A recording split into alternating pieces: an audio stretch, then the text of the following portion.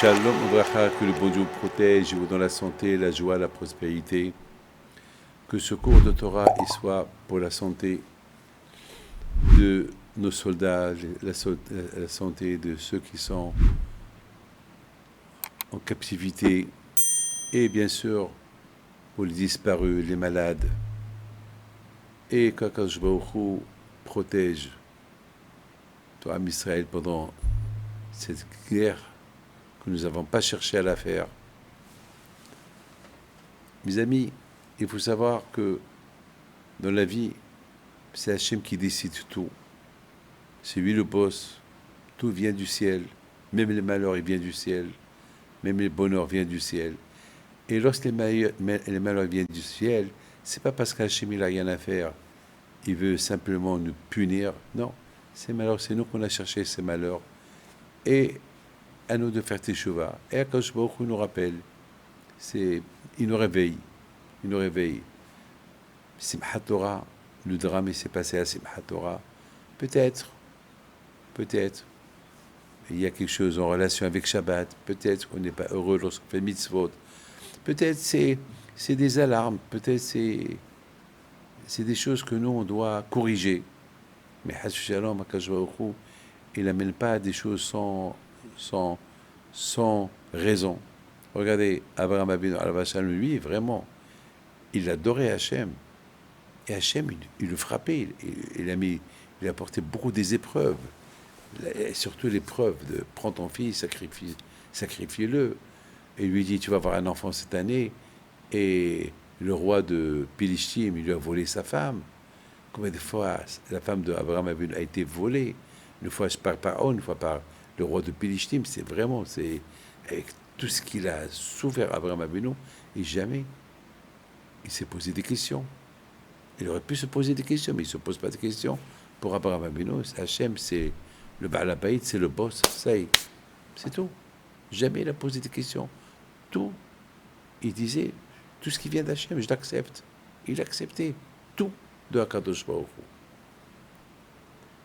Et Akadosh Baruch Hu, jamais, il a fait un sourire à Abraham Avinu. Il a toujours été dur avec lui. Mais de temps en temps, Akadosh Baruch Hu, il montrait à Abraham qu'il l'aime, qu'il adore. Et après, il lui donne un coup. Alors, Abraham, il aurait pu se révolter. Il ne se révolte pas. Il ne se révolte pas. C'est extraordinaire. C'est extraordinaire. Alors, nous, à Israël, on apprend. On apprend d'Abraham Avinu. Vous savez, hier, j'étais en train de donner un cours de Torah.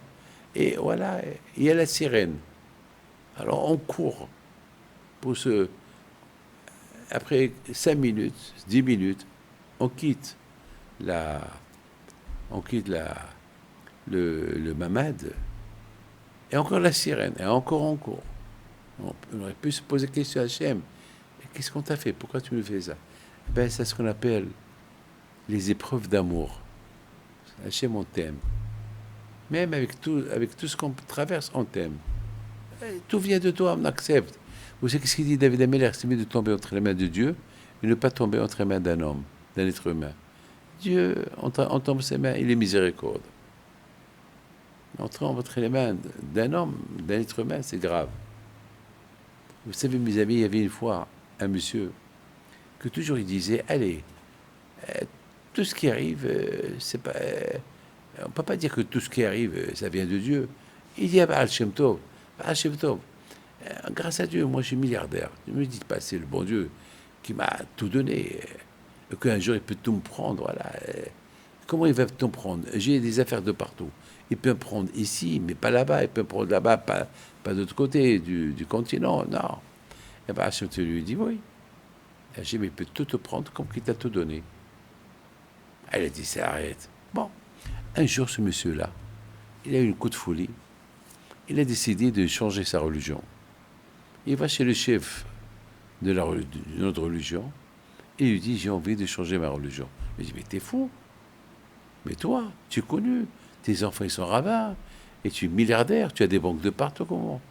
Il lui dit, non seulement je veux devenir comme toi, mais je veux donner tout mon bien à votre religion. Je ne peux pas dire quelle religion. Il dit, mais c'est pas possible. Tu consens ce que tu dis? Il dit oui.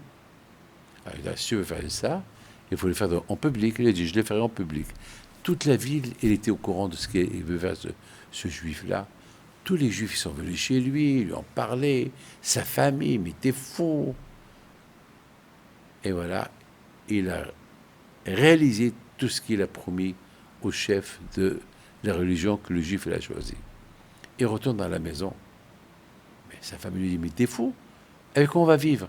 Bon, il va me donner une fois par semaine ou une fois par mois une somme d'argent, mais j'ai tout donné, ça y est, je suis plus comme vous.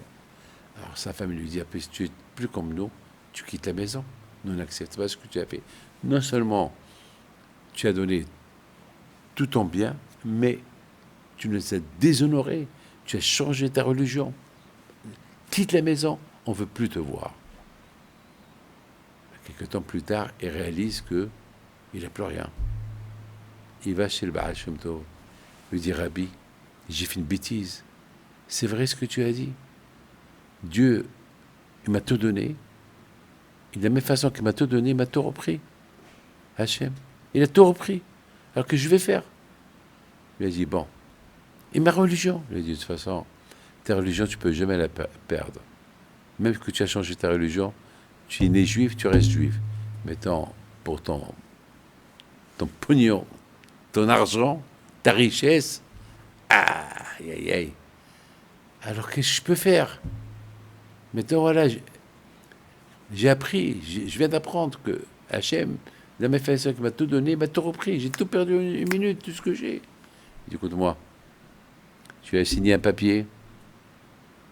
Ce papier, il n'a pas encore officialisé. Il y aura un feu. Chez lui, tout va brûler, le papier aussi il va brûler, et tu reprends tout. Mais j'ai donné devant tout le monde. Mais c'est pas tout le monde qui a un papier. Il y a un seul papier, il n'a pas encore officialisé parce que il est encore chez lui. Voilà.